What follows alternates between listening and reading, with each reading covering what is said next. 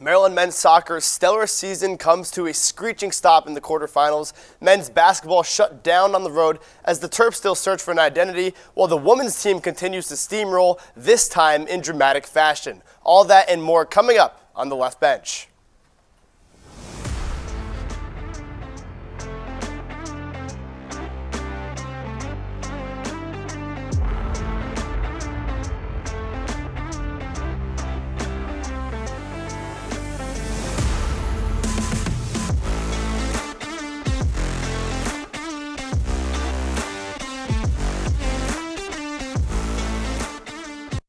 Welcome to the Left Bench, brought to you by Terrapin Sports Central. I'm Ben Wolf, alongside my main man, Andrew McBride. And Andrew, outside of Maryland women's basketball continued success, this weekend overall was rough for Maryland athletics. Yeah, Ben, it was a tragic end to what seemed like a magical season for men's soccer. They were just outmatched against Washington in that second half. Yeah, they sure were. And that's where we find John McConnell. He's live at Ludwig Field tonight. John, a heartbreaker for Sasha Swarovski and the Terps. Yeah, guys, Maryland's men's soccer dream season unfortunately came to a halt on Saturday as they fell 3-1 to the Washington Huskies in the Elite Eight, their first one in 7 years, by the way. This game started off good with Henry Barnstein scoring the first goal of the game, make this their one and only lead at 1-0. Eventually, things started to crumble from the Maryland Terrapins men's soccer team as they let up one goal going into the end of the first half, and then two right after in the second half, just to crush their hopes and chance for a national title. Now, men's head coach Sasha Swarovski wasn't pleased with their second half efforts as he was talking about how they needed to fix it. Here's what he had to say post-game.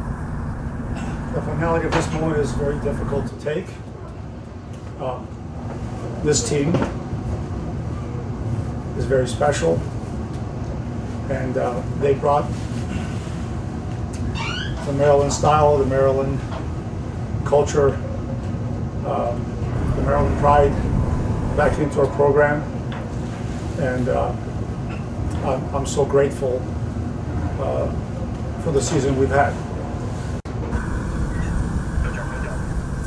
Yeah, so hopefully after the season that they had last year, making the big splash here at Ludwig Field, over 4,000 fans were jumping with excitement with their chances to win on Saturday. However, they have the chance to do that next year, hoping to mirror their season, maybe go to another Elite Eight, maybe go beyond past that. We'll have to figure out next year, guys. Yeah, thank you, John. A terrible end to the season, but now joining us to dive deeper into the men's soccer season is established Big Ten Plus commentator Dash Tischler. Dash, thank you so much for joining us. Thank you. Pleasure to be on with you, gentlemen. All right, so, where I want to start is talking about this game was really a tale of two halves. I mean, the first half looked like they were evenly matched, but then the Washington Huskies just took over. What went wrong for the Terps? So really what happened began at the end of the first half, where Maryland had been dominant for most of it. And the first big domino to fall was a psychological one. Washington was heavily outplayed, but late in the first half they scored a soft goal, one Maryland would have wanted to prevent, would have felt they should have prevented.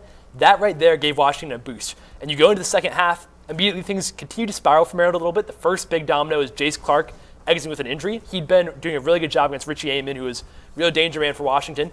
Amon basically had his way with Maryland's defense after that. And on the opposite flank, so too did Hall, his opposite winger.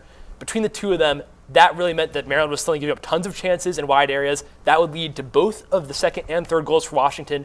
And Maryland lacked control. That was down to injuries.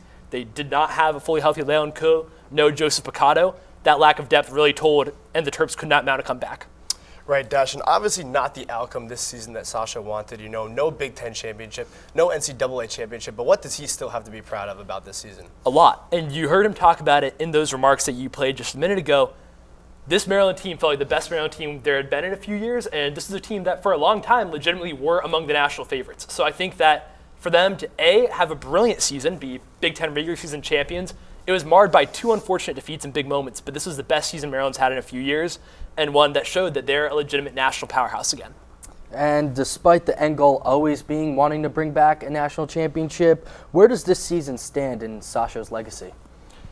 I think it's an interesting one for him because he's now been at Maryland for 30-plus years, and I think there's maybe a question of was Maryland's days as a legitimate top 10, top 5 program in the nation done? And what this year showed is that Maryland can be not just a team who goes into the year thinking maybe we can make the latter stages of the tournament, maybe we go on a run and win something. The feeling now is that Maryland actually is a program that can win a national championship as a team going in every year thinking we're one of the few teams in the country with a great shot coming in. So this proved that he has the ability to keep this team near the top as a legitimate, viable contender to be a favorite every year, and that showed that the standard has not dropped. Well, Dash, we'll see if he can do it because now we have Costabile, Kelp, Masarika, and Drenica, more seniors graduating on this team. So who does Sasho turn to next year to keep them at such a level that they're playing at? Who will lead this team? Yeah, I mean, certainly I think this is a team that loses a lot of depth, but there will be a lot of good players coming back. Sasho always recruits well, so there will be new players coming in too, but the returners. You have to start with Lowry and Mack, who was brilliant in the tournament, one of their best players. I thought he was fantastic. His maturity in the second round penalties was exemplary of what they're going to need for leadership next year, so he'll be critical. Jace Clark should be back and is arguably, after Kelp, their best lockdown defender this year. So too will be Rocket Rita, who really stepped up in the tournament. He should be more prepared for the physical rigors of 90 minutes of college soccer next year. That'll help him be super key. And then Colin Griffith, their true number 9, would have been a huge help this year. He was out injured. He'll be back. And I believe that Albion Janika will probably elect to use his redshirt year. So while he's graduated, I have a feeling that he's going to want to come back for unfinished business. So too might Stefan and GK. He's been talked about as a pro candidate, but if he's back, right there, you've got super potent options at attack, some really strong defensive pieces. Obviously, any of those guys are of a level where they may have an offer that they like to go potentially professionally. We'll see what happens. But if they're all back, that is a great core for Sasha Sorowski to build around. Definitely, you got that right. Well, that's all the time we have for you. Thank you so much for coming on to talk some Maryland men's soccer. Thank you. Pleasure being on with you guys. You can follow Dash on X at @TISCHLER and hear his calls on Big Ten Plus and WNBC Sports. Well, over to the hardwood. Maryland men's basketball looking to earn its first Big Ten win of the season in Iowa City, but the Hawkeyes had other plans. The Terps shooting struggles continue as they shoot just 38% from the field and 30% from beyond the arc. Despite having 38 free throw attempts, Maryland made only 24 and turned the ball over 18 times. Pharrell Payne was the only starter in double digits with 17, and Iowa led wire to wire with an 83-64 blowout win. Now, don't go anywhere as Andrew and I sit down with Addie Mack to break down Maryland women's basketball's perfect start to the season and talk about last night's mind-blowing win against Minnesota. We'll also tell you about the deep-rooted ties Maryland football has in the U.S. military. Stay with us.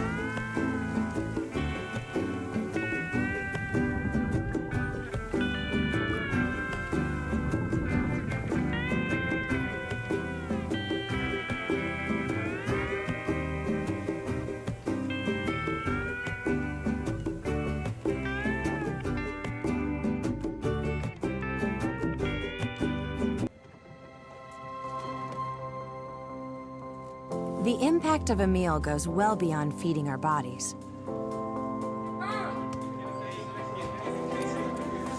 Because when people are fed, futures are nourished. Everyone deserves to live a full life. And with your help, together we can end hunger. Join the movement at feedingamerica.org/act now.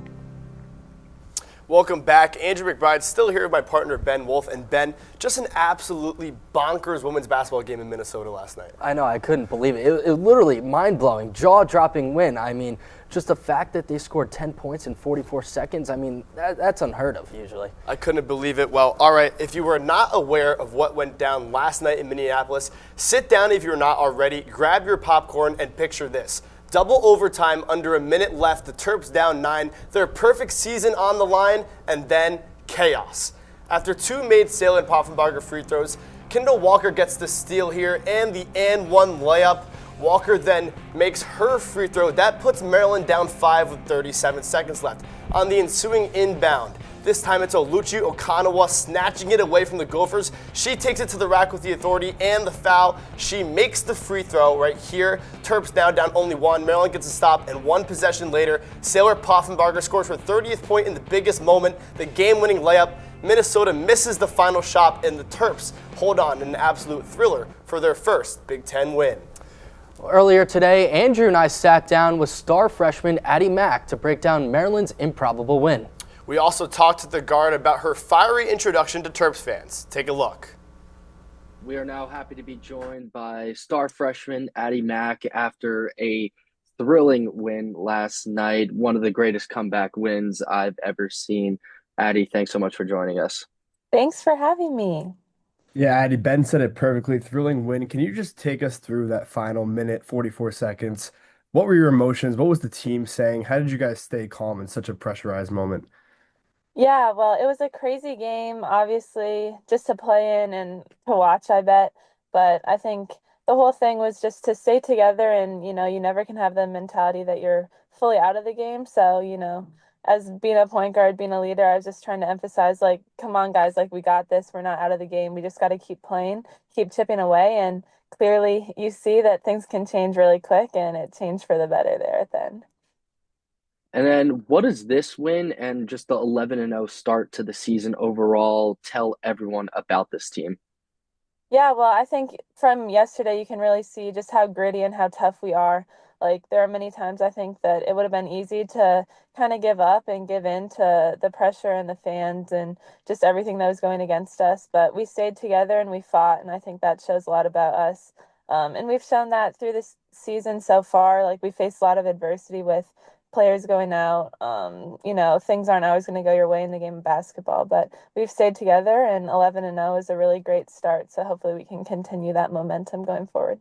Yeah, Addie, you just said it. A lot of players have been out. Like Kaylin Michael is now out. But in those big moments, who is the vocal leader that steps up, helps you guys stay together? Who is the person that you guys go to in those big moments? I think everyone does a good job in like their own unique way. But obviously our captains like Sailor, Mir, and Yarden, they do a great job of just getting everyone together on the same page.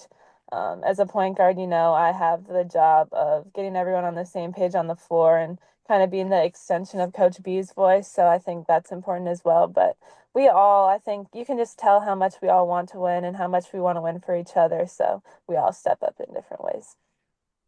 And now you're from Minneapolis. What was it like? What did it mean getting a thrilling win like that in your hometown in front of your friends and family? It was awesome. I always have said I love playing in Williams Arena. I think it's an awesome place to play. And they brought a lot of fans. It was a super fun environment to play in. And just to go there, I know it took 2 overtimes, but to get that win was really special. And I'm sure I'll remember that for the rest of my life. And Addie, going off of that, what makes the transition from high school to college so easy for you? I mean, you're just a freshman, but you've been playing so well recently. What makes it so easy for you?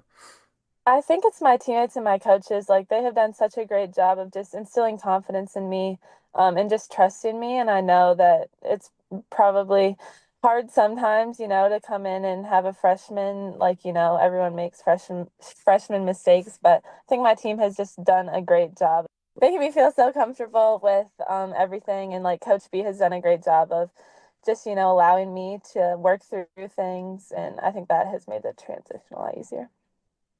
And now the last question I have for you, after last night's game, first Big Ten game of the year, how does this set you up for Big Ten play the rest of the season? Yeah, well, I think clearly we can see that every given night is going to be a battle. The Big Ten is the best conference in the country, and I think you can see why. There are just so many good teams. You can never take a night off, but I think, starting out with that first Big Ten win is really important for us, and we're excited to, face all of the tough teams coming up, and I think that's a great opportunity for us to show everyone the kind of team we are. Awesome, Addie. Well, I think that's all we have for you. Thank you so much, and good luck the rest of the season with this tough Big Ten schedule. Yes, thank you so much. Ben, such a great time talking to Addie today, and it's got to feel great for this women's team to win that game, but even better for her to win so close to their hometown. Yeah, I know. This can definitely drive a spark for them for their next few games, even for the rest of the way. And like Addie said, this is something that she will remember for a very long time. Now, let's hit the mat where Maryland Wrestling is also having a perfect start to its season. On Friday, the Terps take care of business in the nation's capital, steamrolling American 27-9. On Sunday, Abram Klein, Cal Miller, and Jackson Young place in the top 3 of their respective weight classes in the Patriot Open at George Mason. The Army-Navy game is this weekend, and it's one of the great spectacles in all of college football. For not being a service academy, Maryland is one of the few schools that have deep roots in the military. As our Daniel Stein explains, the ties between the military and Terps football go beyond the field. The armed forces and college football go hand in hand. For a program like Maryland, sandwiched between the nation's capital and the Navy Academy, that proximity isn't just geographical, it's personal. Cornerback Braden Lee is one of 20 Terps with family ties to the military. Growing up, I just remember telling him all the time I wanted to be just like him, and he would always tell me, he was like, no, don't be like me, I want you to be better than me. His father, Brandon, served in the Navy for nearly 2 decades before retiring in 2018. Brandon was a highly touted basketball player down in Arkansas, but at just 20 years old, he made a decision to support his family. Found out that my mom was pregnant and decided that, at the time NIL wasn't a thing, so he wasn't really getting paid that much. Needed a way to, provide for the family, so decided to put down his basketball dreams and, do something really valiant, and decided to go into the military so be able to provide for me and my mom. A key figure in Braden's recruiting process was head coach Mike Loxley, or the commander of the Terps Battalion. Loxley once had a foot in both camps, spending time coaching at the Navy Academy Prep School and Army. He actually talked about Coach Lox and his coach's experience at Alabama, him being African American and understanding the hardships that it takes for us to grow up in the type of environment that we were in. Quarterback Malik Washington's dad, Dana, served in the Navy for 9 years. His maternal grandfather, Merton Teixeira, was in the Marines. Some kids had to move all around the country and just learn how to interact with people and meet new people and build relationships with them. That's kind of how college football is today. Sacrifice and discipline, 2 characteristics seen in both the military and football. And that's something Braden Lee knows very well. Brandon Lee passed away in 2023. He's buried at Arlington National Cemetery. Seeing my dad being buried next to presidents and high political figures and other people that serve just filled me with a lot of joy and respect, knowing that who I'm playing for and everyone's behind me. When he steps on the field, Braden not only remembers the many lessons his father taught him, but all who have served their country. I remember when I first began playing football at 5, halfway through the season, I decided I wanted to quit. My dad made sure that we never quit in this family, and that's something he learned from the military, is you never give up on the mission, you never give up on your brothers, you never give up on your family. For Terrapin Sports Central, I'm Daniel Stein. Daniel, thank you so much for sharing the very deep and emotional story and sharing the relationships for Maryland athletes that transcend beyond the football field. I agree, Ben. It was such a great story, and it's pretty obvious when you listen to Malik Washington talk in his pressers post-game. He has so much respect, so it's no surprise that he comes from a military family. Definitely. Well, coming up, Ben and I will be joined by our very own Drew Owens and Eddie Calkins to discuss or argue our hot takes. We'll also name our Terp of the Week, Pro Terp, and Top 5 Plays. Stay with us.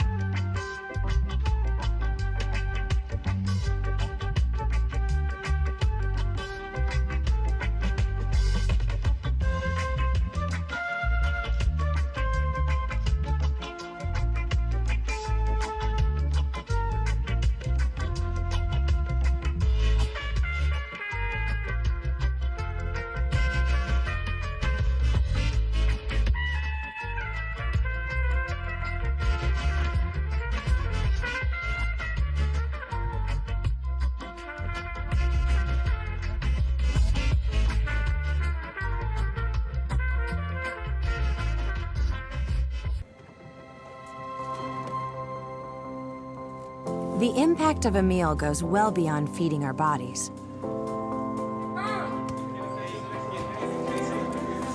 Because when people are fed, futures are nourished. Everyone deserves to live a full life. And with your help, together we can end hunger.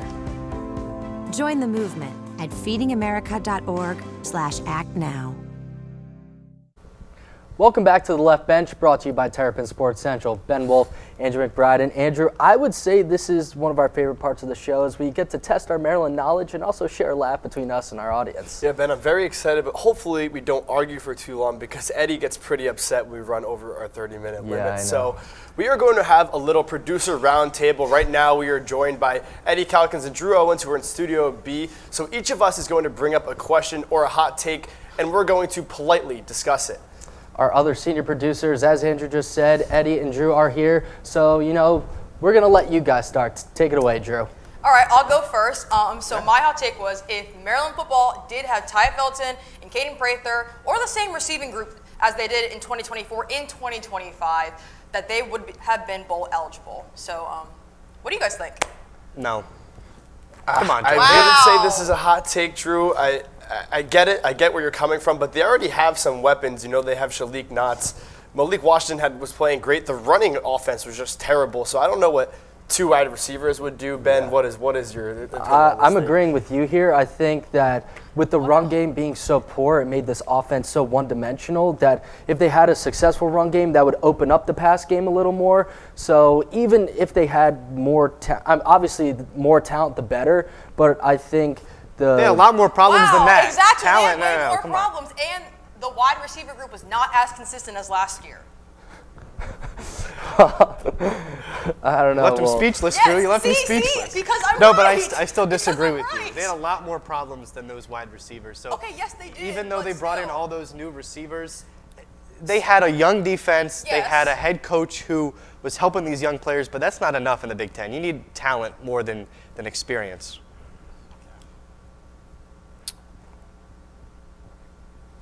All right, well, here is my take now, Drew. I think this one is better than yours, hopefully. But We'll see. I say that Darius Adams will be a top 10 guard in the country next season. Before you guys rip into me, he's a 5-star, so obviously he has a lot of potential.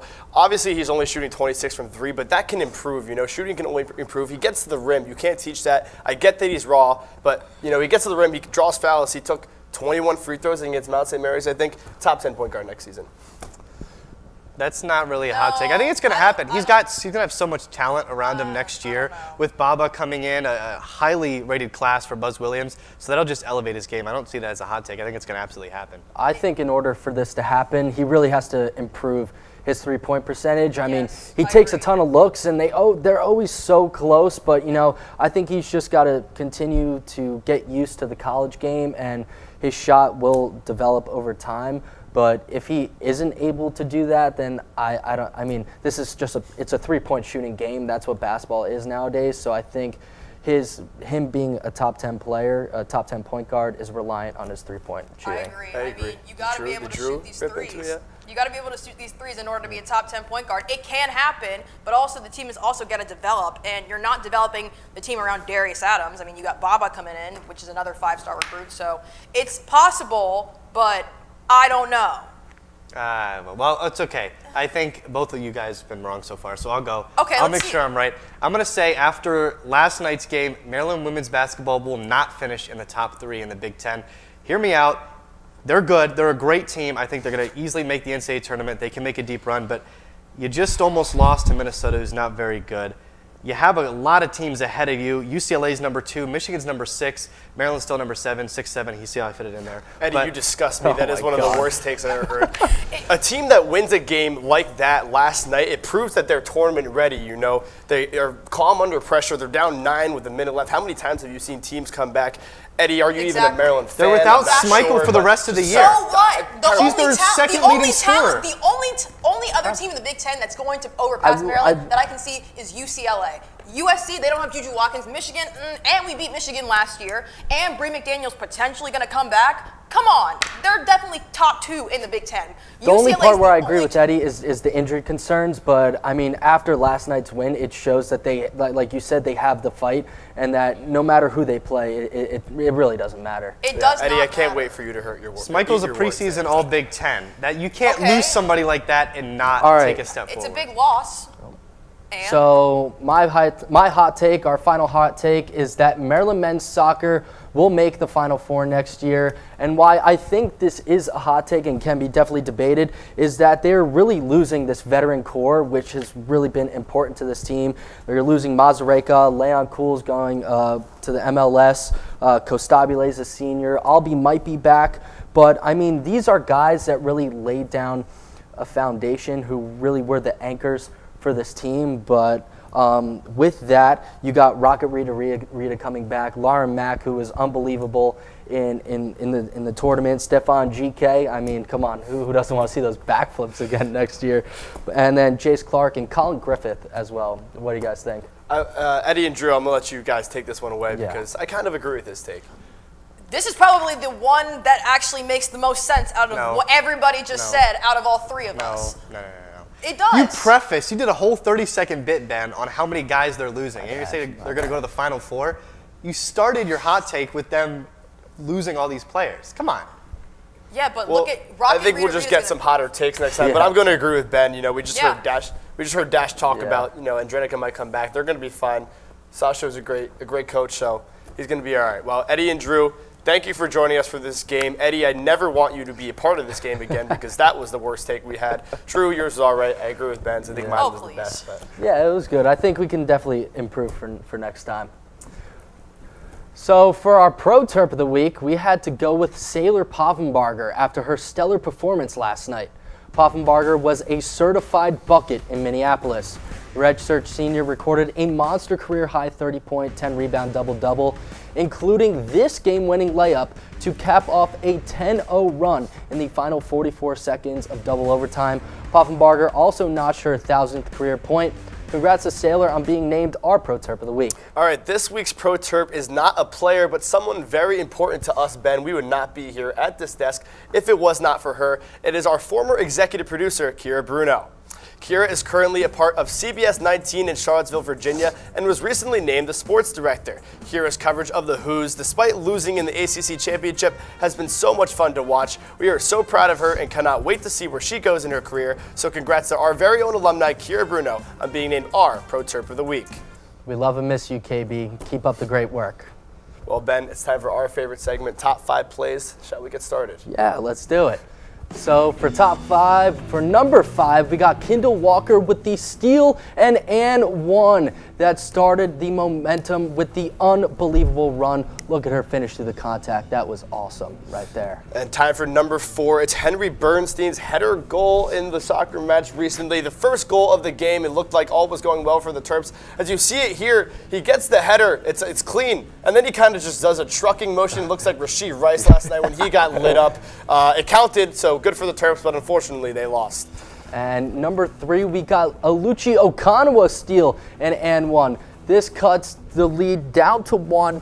And, Maryland's been in the weight room. They finally got their own facility, and I think that investment's definitely working off right now. Here we go for number 2. You guessed it. This game was going to keep going on. It's Yarden Garzon's 3 in the first overtime, and then her layup to send it to double overtime. Just gutsy plays there. This team just destroyed this show this whole week. And then number 1, who else but Sailor Poffenbarger, Pro Terp of the Week. I mean, she had probably the best performance of her career last night, sealing an amazing win for Maryland women's basketball. And that about does it this week. Be sure to keep up with all of TSC's coverage on Instagram, X, YouTube, and online at TerrapinSportsCentral.com. Thanks for joining us. Eddie Calkins and Drew Owens will anchor our last show of the semester next week. See you then.